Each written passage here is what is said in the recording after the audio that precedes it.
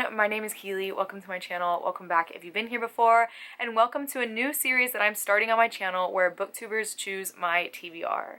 So what I did for this is I reached out to 5 of my booktuber friends and asked them to pick a book out for me to read that I have. So my Goodreads TBR list is very extensive, and I sent them the link and they so kindly went through it for me, and this list has over 400 books on it. So it has all of my physical unread TBR books I have, all of my unread NetGalley books, and then a few Kindle books that I have on there as well. They went through it, picked out books for me, and now let me tell you who is joining me on this vlog. So first I have Keisha from A Book Like You. I love Keisha. She is one of the sweetest, purest souls in the entire world, and you just can't help but smile when you watch her because she is just so filled with joy. She makes you also want to experience joy.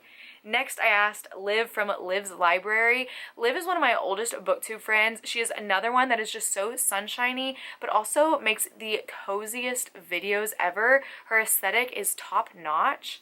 Next, I have Gabby from Gabbing About Books. Now, Gabby and I's friendship is probably within like the last year or so, and I just love talking to her so much. She is also a teacher, and so she has really helped me as I was getting ready to start teaching last August. Next, I have Gwen from Gwendolyn Kissinger, and she is so iconic. I love watching her videos because the recommendations I get from her, she is so passionate about books, and her vlogs are so much fun. I feel like we're actually just sitting down on FaceTime when I watch her. And the last person I asked on here, last but not least, Hannah from The Teacher's TBR, another fellow teacher on here. And this one's going to be interesting because Hannah and I have recently discovered our tastes in books are the complete opposite. Most times when I hate a book, it's one of her favorites, and vice versa. The only thing we agree on is Riley Sager. Like, bless that man, but I am so interested to read her pick because we have such opposite tastes, and I'm really, really nervous. But I am looking forward to all of the books they chose for me. Now, as I get to each person's choice, I will tell you. I'm not going to tell you in this intro. Going to leave a little secrecy for that. But if you are not subscribed to all of these wonderful ladies, I highly recommend that you do. I will have all of their links linked down below so that you can go subscribe to their channels and also find them on Instagram because they are wonderful and creative. Now, before we get into this video, I want to say I have bronchitis right now, so if I sound a little weird in some clips or a little sick, it's because I am getting over bronchitis, but I'm doing much better. But I am so excited to read the picks that these ladies have for me. They chose some really good ones and some ones that I didn't actually expect for them to choose. So let's go on and get into the first pick for this video. Why is it every time I go to film, my battery's dead? Every single time. Anyway, I have officially started my first book for this vlog, and I went with Gwen's pick, which is Tomorrow and Tomorrow and Tomorrow by Gabrielle Zevin. So, this book, the way that this was chosen was kind of weird because Gwen was looking through my TBR list that I have on Goodreads, and this book actually is not on that list, but as we were messaging, I got a notification that my hold from the library was ready for this book, and this book is her favorite book of all time. So I screenshotted it and sent it to her, and I was like, I think this is a sign. So even though it's not an owned book that I have, it was still on my holds for TBR for the library, and so it was literally a sign because this is her favorite book. And I had just finished binge watching and catching up all of her videos, and she talked about this book so much, so I was like, Gwen, like this is the one. This is what I have to do. And this one, I'm really interested because Gwen and I feel like our reading taste could be hit or miss. And so with this one, I don't know, especially because I think this is like literary fiction, and I still haven't decided if I am a literary fiction girly or not. But I am 16% of the way through this one. I started it last night, and there are different parts in this book. I can't remember how many parts are in this book, but I just finished reading part 1. And I feel like I don't know quite enough about it to give you a full synopsis, but I'm going to try anyway. So we follow these 2 people, Sadie and Sam, and when they were children, they actually met in a children's hospital. So Sam was there because he was in a really bad car accident, and he's had to have several surgeries on his foot. And when he was there, he went completely mute. He was not talking to anybody until one day Sadie was able to get him to talk. And Sadie was there because her sister had cancer. So Sadie was a healthy child, but she grew up kind of in this hospital in and out because of her sister, so her childhood was completely derailed because of this. And so Sam and Sadie formed this friendship, but they ended up having this massive falling out and stopped talking to each other. Now, fast forward a little bit to the present day in this novel, which is actually set in the 90s, so that's really, really fun because this book also involves game development, and game development was very, very prominent in the 90s, so we're getting to see a lot of those early influences in some of those really old games. And now we're in the 90s, years have passed since Sam and Sadie had this falling out, and they run into each other again at a train station, and I believe they are heading in the direction of rekindling their friendship and potentially working on creating a game together. So the first 16% of the way in this, I'm actually really invested already. The writing is actually sucking me in, and I just really didn't think it would, because I just thought that this book wouldn't necessarily be for me, but I really love how it's written. It's almost like borderline pretentious at points, which I have always said I don't like pretentious writing, but in some of the books I've read, as long as it's not overly pretentious, I don't know if that makes any sense, because I have come to find out in my reading journey I don't know my own taste. So we'll see where this one goes, but so far, 16% of the way through, I am enjoying it and I'm definitely intrigued to continue. It's the same day, but a little bit later. It is after lunch now. I had to change because it's very hot here and I was doing my physical therapy. I also watched an episode of Next Level Chef on Hulu with Gordon Ramsay. Love him. But I've been reading most of the day other than that, and now I am 50% of the way through Tomorrow and Tomorrow and Tomorrow. And this book is, I don't even know how to describe it. I mentioned the writing earlier, and I still think it is like borderline pretentious because there are several big words in here. I have no idea what they mean, but I am totally fine with that. I'm actually liking the writing. It's also very non-linear. Like, we do flashbacks, we flash forward, we're in the present, and we follow like a bunch of different characters, and like suddenly we'll jump into someone else's head. So it's very non-linear, which I think is fine. I'm not confused by anything, and my battery's about to die, of course, again. So one moment. Okay, I'm back. One of the aspects that I do really like in here is the found family. So we follow Sam, Sadie, and then Sam's roommate from early on, Marks, and I really like them and how they work together and how they are developing all these games together. But I will say, I don't think I like Sadie. I don't think I like her as a character. A lot of these characters, like, well, specifically Sam and Sadie, are very cold. They're not very personable at all, and so I'm not obsessed with them. So I'm not sure how that's going to play out. And another gripe I have about this book is it's one of my biggest pet peeves is when there's drug use in books, and we're seeing more and more of that, and I just hate that. I hate when drug use is in books and in real life, but it's just something I feel like isn't necessary for a plot unless you are writing specifically like about drug plots, but this is not about that. So yeah, that's bothering me, but I am still really enjoying it, and I don't know where things are going to go because with Sam and Sadie, honestly, you have no idea how things are going to end up.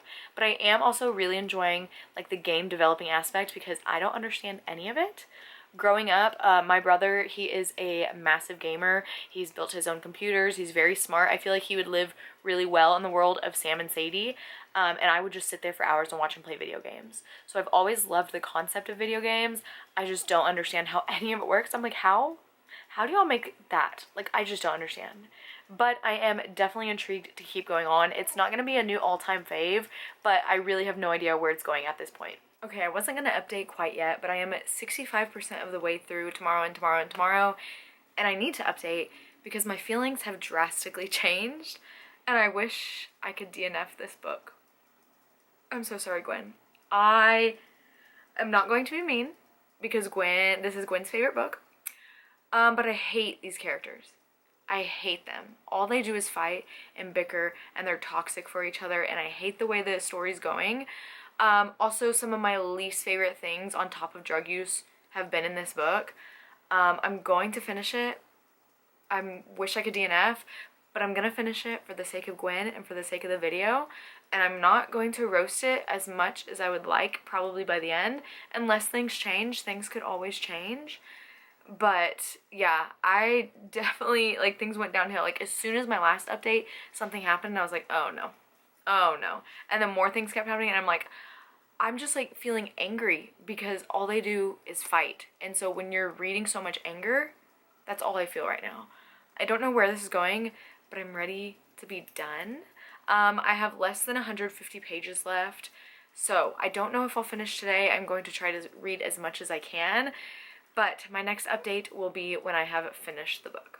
It's the next day and my hair's a little wet because I just showered, but I need to update you because last night I finished Tomorrow and Tomorrow and Tomorrow, and I read this mostly in one day, and let me just say, you really had me going there in the first bit, and then it all went downhill. I'm so sorry, Gwen.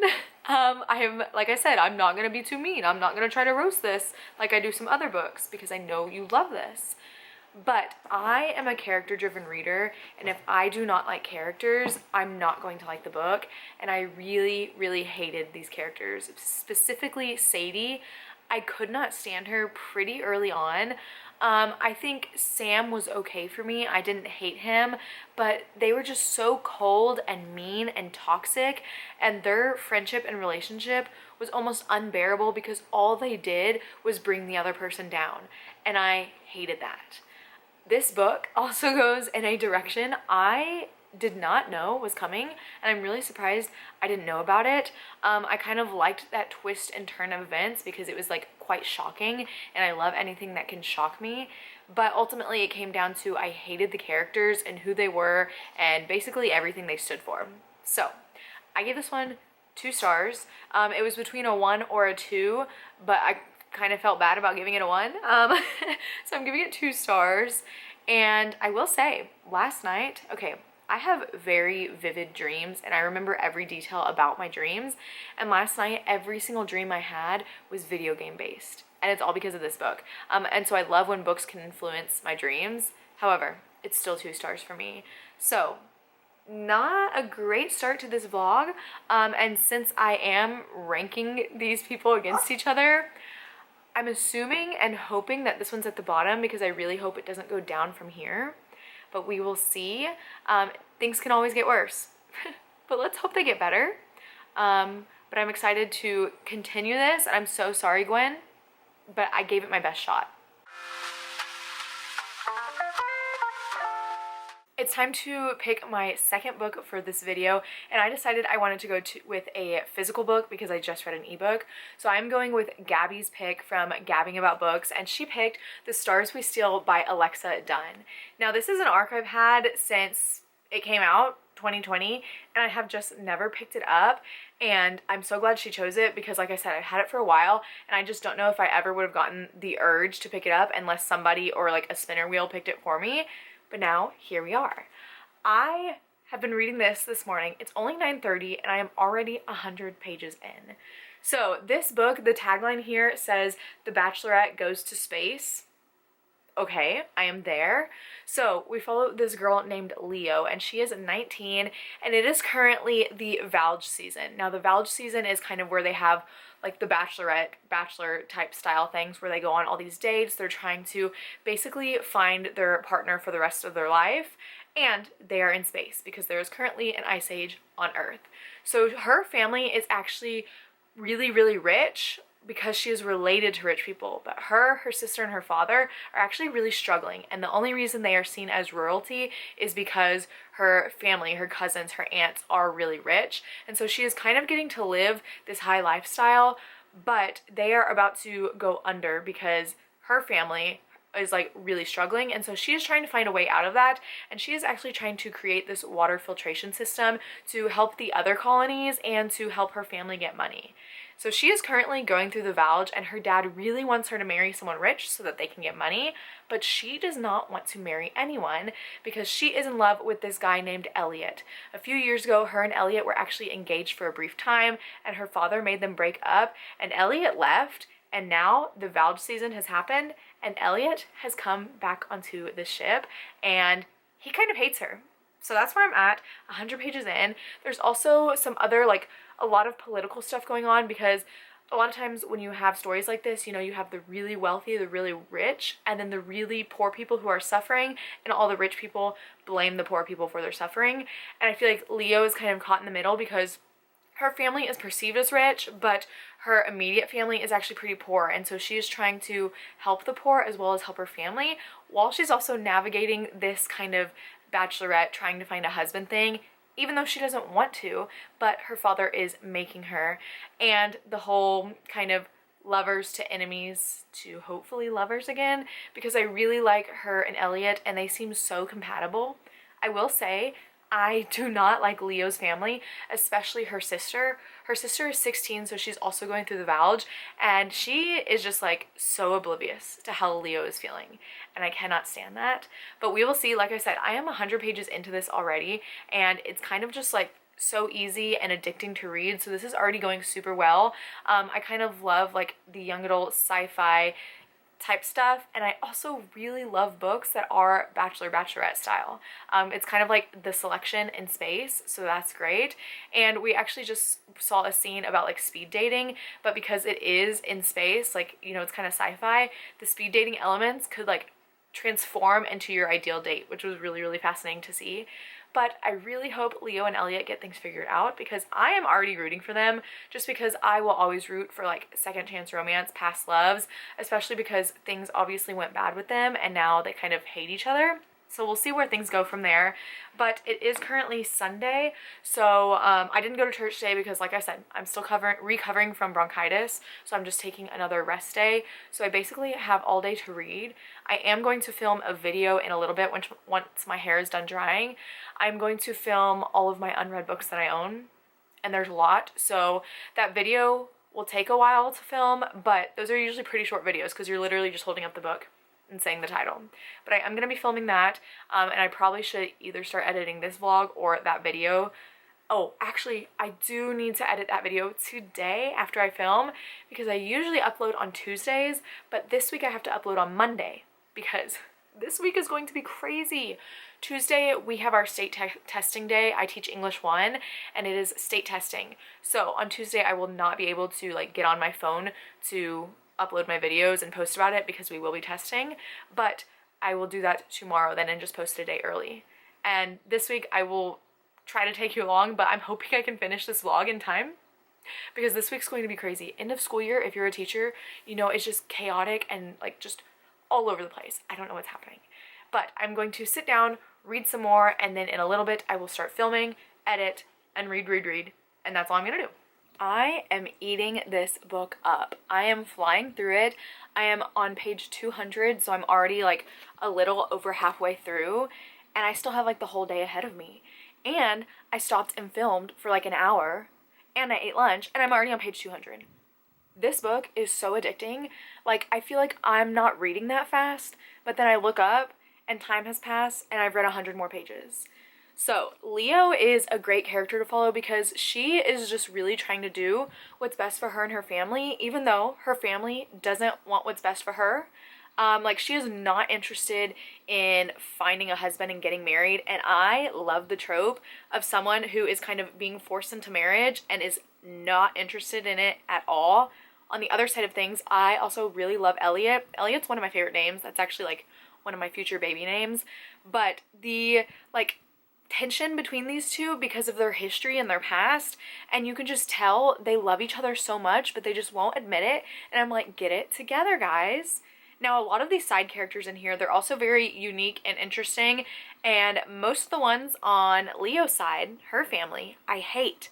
Elliot has a friend with him on the ship called Evgenia, and she is great too. She is so much fun, and she is really rooting for Leo and Elliot and trying to like figure out a way around this, because Elliot's also participating in the Vouch, so all of Leo's like sisters and cousins are trying to get with Elliot, which is causing problems. But in the background of this, you have all of the politics where Leo is trying to find a sustainable way for people to get more water because supplies on all the ships are running super low and no one seems to care about everybody else. And then there's also like a mysterious thing going on, like where we keep getting notices about all the lack of supplies, and like we can tell something bad is about to happen, and I'm just waiting for everything to blow up. But one of my favorite aspects of this book too is the sci-fi elements, just like the spaceship and all the different things that they do. They went and did a spacewalk where they like get to leave the ship in space suits and just like float through space. I love YA sci-fi so much, and when there's added romance into it, it's just so great. I think YA sci-fi is one of my favorites because I enjoy it every single time. But yeah, like I said, it is like 12:30 and I have less than 200 pages left of this. So I could potentially finish it today. I still need to edit and upload my video that I did film today. And that might take some time because since I am just holding up the books and like saying a few things, there's so much like cutting and slicing to put together. But I will probably do that later because I'm going to read for a little bit more. But I'm having a great time with that book. What a like turnaround from the first book. Again, sorry Gwen. But Gabby, so far, you're doing great. I just finished The Stars We Steal by Alexa Dunn, and I read this in one day. I started this morning and I just finished. It's like 5:45 p.m. and I was so intrigued throughout this entire book. I just had to finish it, which I am so happy with.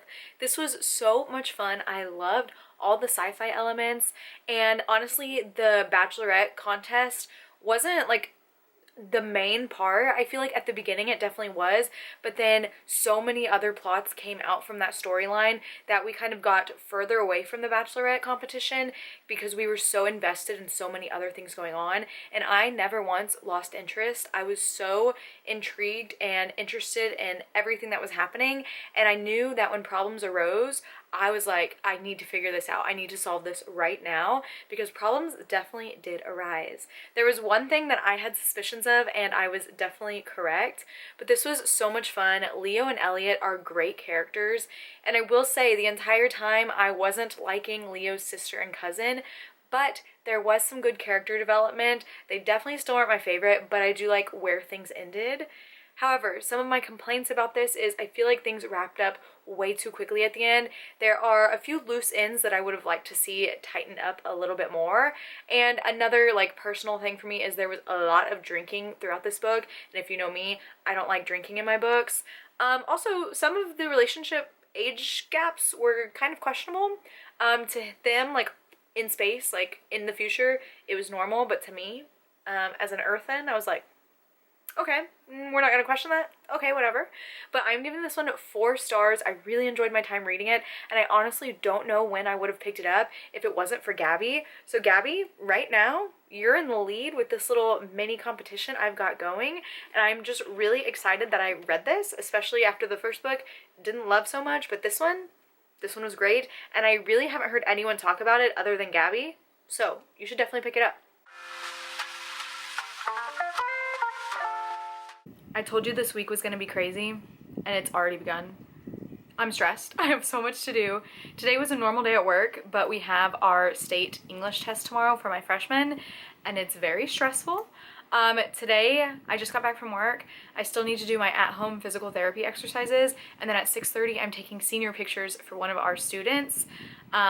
So no time to rest, no rest for the weary, but I somehow managed to start my next book for this video, which I started The Family Game, and that is Hannah's pick. So this is an adult thriller, so I wanted to pick it up because I'm worried I'm not going to get all of these books read in the time frame that I wanted, and so I was like, I need a fast-paced thriller.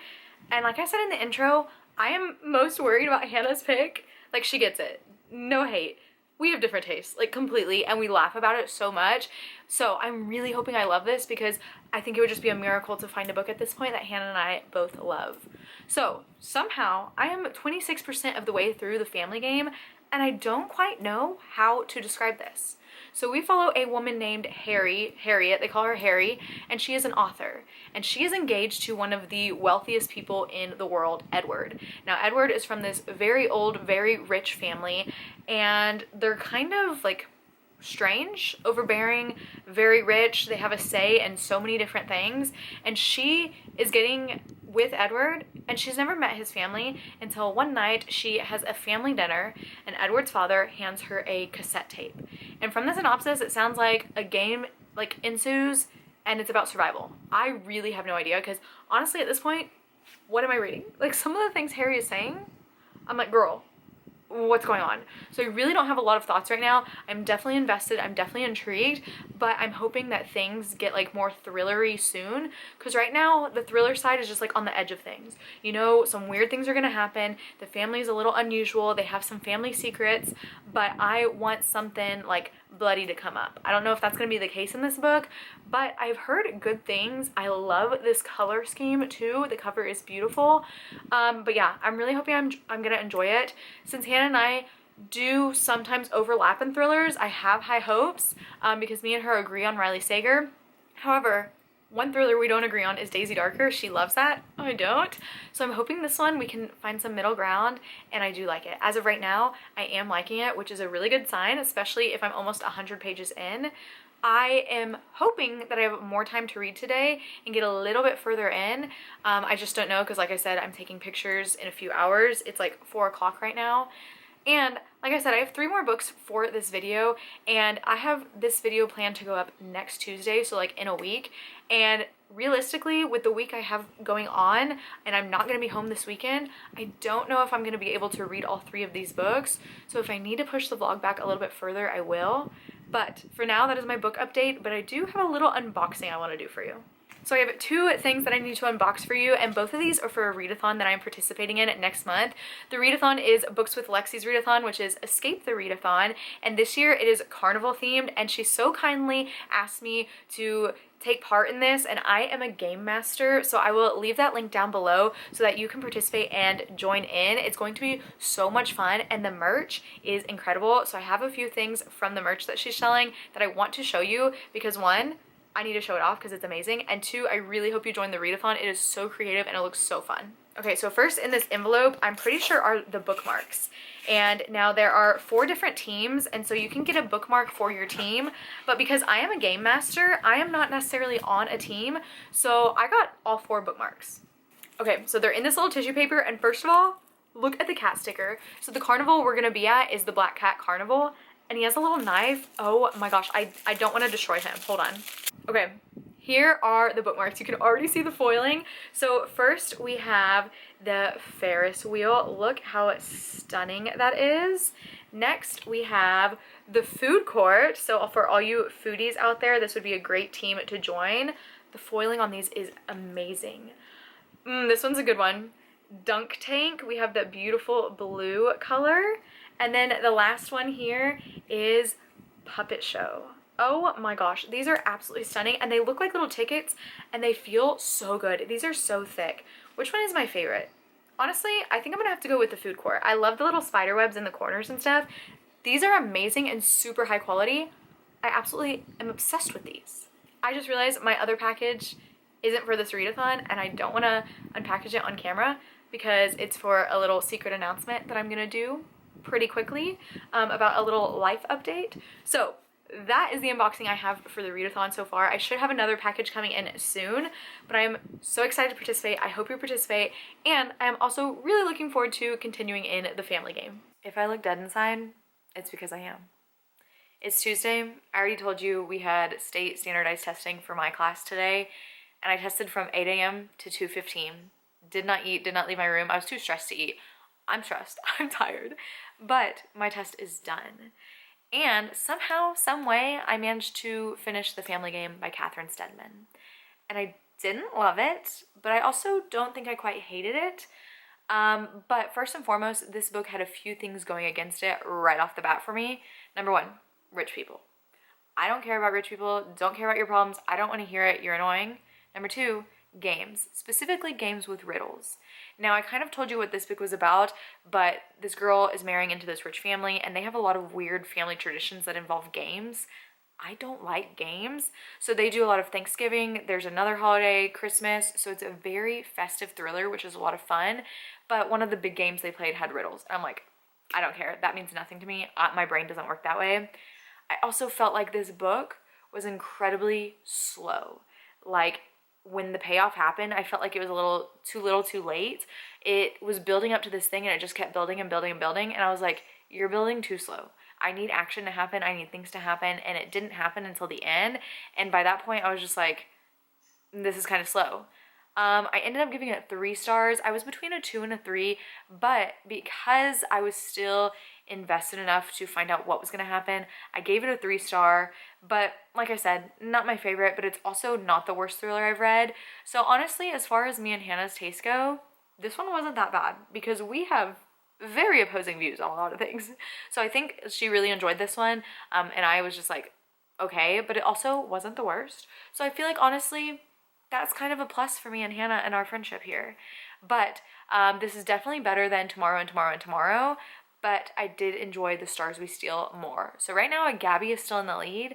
However, we still have 2 more books to read, but I'm just glad that I was able to finish a book today.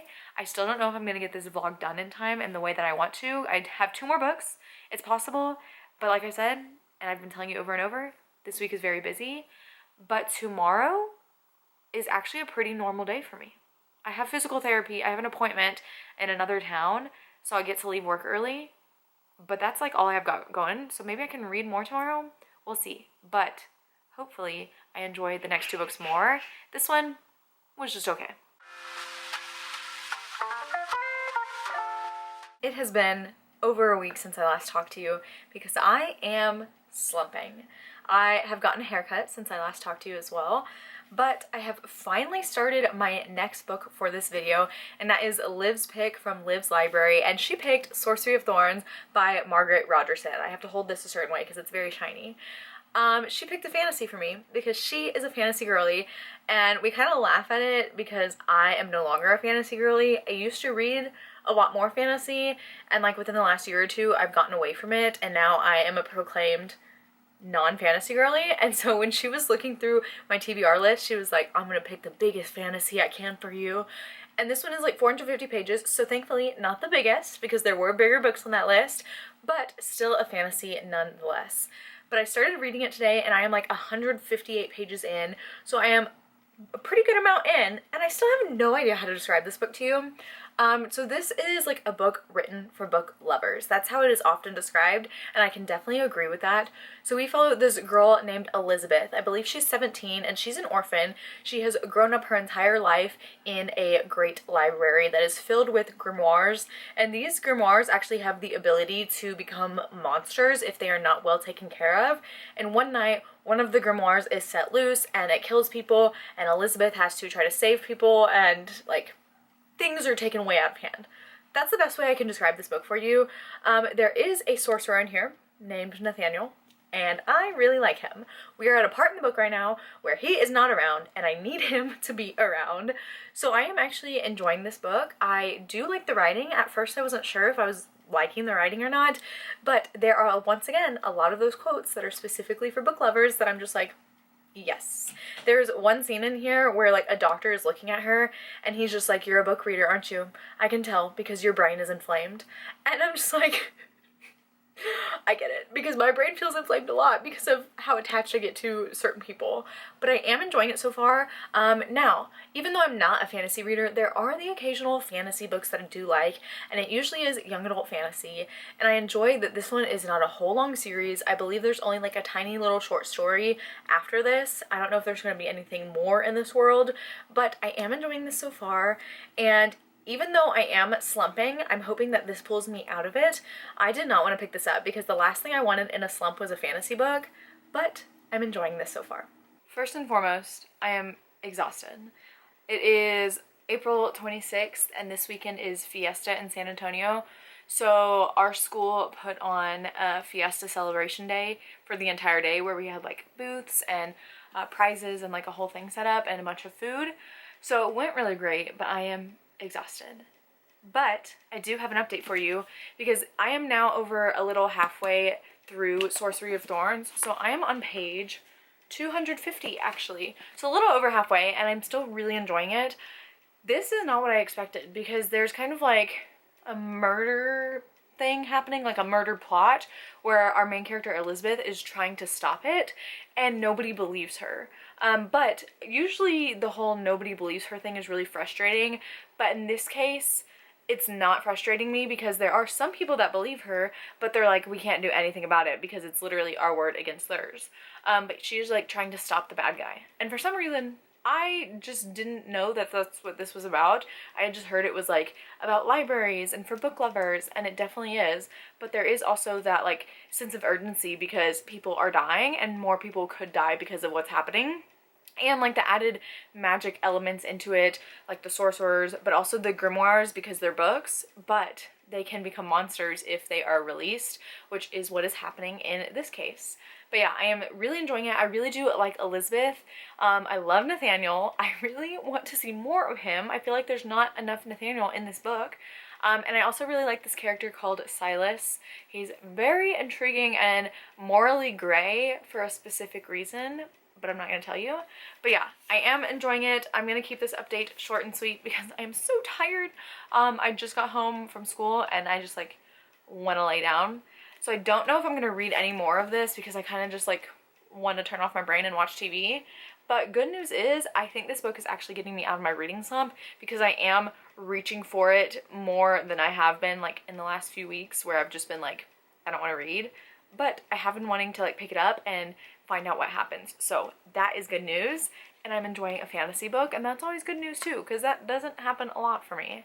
But yeah, I am going to relax now, watch some TV. I'm probably gonna watch People Magazine Investigates on ID.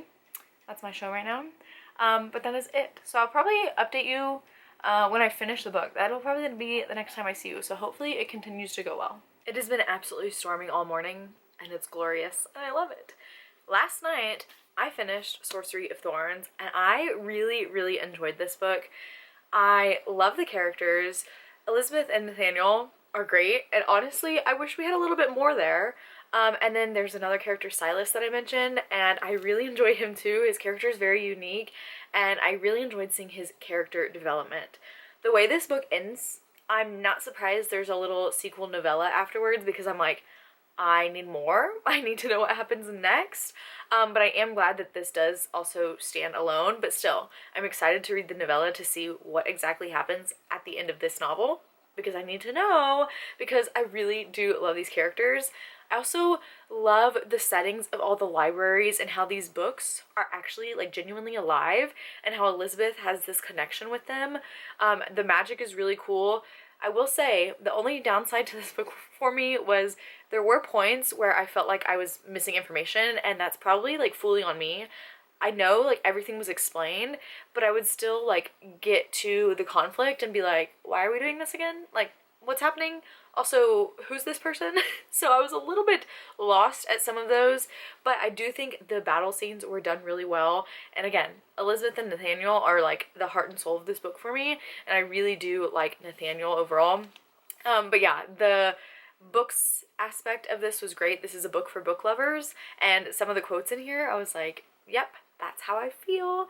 That's how books are for me as well. But yes, I did really enjoy this, and I'm curious about this author's other books, but I know they're fantasy, and I know she has some about fae, and I hate fae, so I don't know if I want to pick up her other books, but I definitely will be picking up the sequel novella because I need to know. But yes, I'm giving this one 4 stars, which, Liv, you did it. You found another fantasy book that I enjoy, so I'm really happy about that. I think that this is my second favorite of this vlog so far. I think Gabby is still in the lead, but this is a strong second place, and I'm happy that it's 4 stars, and I'm happy I can add it to the list of fantasy books that I actually enjoy. So thanks, Liv, for picking this one out for me and for making me finally read it and get it off my shelves. I'm officially on the last book of this vlog, and that is Keisha's pick from A Book Like You, and she chose The Last House on Needless Street by Catriona Ward. This is a horror, so I'm really excited to end this vlog on horror because it's my favorite genre, and I feel like I haven't read it in a while. I've heard fantastic things about this book, but I will say I am nervous because I have read 2 other books from Catriona Ward and didn't love them. In fact, the last one I read from her, Little Eve, I really disliked, but I have heard specifically from Keisha that this one feels very different from her other books and that this one is much more enjoyable. I've also heard that it is quite confusing and you just gotta like hang on for dear life and you will catch up eventually. So I'm really excited about this one and I hope that I love it. I will say, I know the twist. I haven't told Keisha that I know the twist, so as she's watching this, this is her first time hearing about this. I heard about the twist like years ago when this book first came out, but I do not think that it will hinder my enjoyment at all because I don't know anything before that, and I don't know how things are revealed based on the twist, so I still think I am going to enjoy seeing it from a different perspective because I know the reveal, but I don't know how everything is done leading up to that reveal. So it'll definitely be interesting. I really don't know much about this book because this is one of those that you cannot give a complete synopsis for because of how twisty it is. I know we follow a man named Ted. 11 years ago, a little girl went missing. Ted was a suspect. We also follow Ted's cat, which is very religious. And then I think we follow the little girl's sister 11 years later. So we're gonna get into it and hopefully I love it. Hello, I have a reading update for you and an unboxing. But first, reading update. So I am 73% of the way through The Last House on Needless Street, and I am really enjoying this. I am enjoying it so much more than I did any of her other books. And honestly, I think it is because I knew a little bit of the twist. I feel like there's another twist coming because the twist that I know, I think was already revealed, but the thing that I thought I knew was a little bit different. So I feel like I got lost in translation and didn't know it all the way, but I knew an aspect of it, and I really think that helped me throughout the book because I was like, this can be confusing, but it was so intriguing, and the way that it's told is really, really interesting. And with the little bit I have left, I'm not sure how it's gonna wrap up because things are going down right now, and I know there's still going to be reveals throughout it, but I'm definitely really enjoying it, and I am loving this so much more than Catch Around Award's other books. And I always said I wasn't going to read from her again after this book, but this book is making me want to read more from her, but I don't know if she'll ever like live up to this book again because all of her other books that I've read have been just so confusing. And so I think it helped me a little bit that I kind of knew where this was going, and I think the way that the story is told is so interesting, with everything that's going on when you find out, but I really can't talk any more about it because this is one of those books that you really cannot know anything unless you want to, like I did, and I think it helped me. But I'm enjoying it. This is definitely, I think, dare I say it, going to be one of my top books for this video, so definitely a great one to end on. But as for my unboxing, remember a few clips ago I unboxed something for Escape the Readathon and I was missing half the package. It came. Bonfire, it came. I don't know if I've really ordered from Bonfire a ton, and it took a little bit longer than Etsy, but it is here just in time because it is the 29th of April and Escape the Readathon starts on May 1st. So my shirt that I ordered came at the perfect time. So this is what it looks like. So it says Black Cat Carnival. Look at this color. This is so pretty. And then on the back, like more of the logo. This is so cool. So again, if you haven't signed up, go sign up for Escape the Readathon. Get all the cool merch because I already showed you the bookmarks, which are the best ever. And this t-shirt is so soft and cozy, and I love comfort colors. But this is a great purchase. I am so excited for this. Now my next unboxing is actually from Evernight Illumicrate. This is their horror subscription box. I have been subscribed since they first opened, and I honestly have no idea, first of all, where my scissors are. There they are. But I honestly have no idea what's going to be in this box. Let's see if it's something that I've heard of. The last book was really great. It was something that I had read and already loved. So let's see what is in here. First we have like the spoiler card thing, which I will look at in a little bit. Oh, okay. Whoa, this cover looks so cool. Hold on, let me get it out of this bubble wrap. Oh my gosh. I love this. So this is Murder Road by Simone St. James. I have heard of this one. Oh my gosh, look. It's like a comic book. Do you see that with the edges? Oh my gosh, this is stunning. No way. Look at this. Look at this. And then the end pages are, again, like a comic book. Oh my gosh. This might be the best edition they've done so far. That is so cool. I love this. I have not read Simone St. James yet. There's a little signature. I think that's printed on there.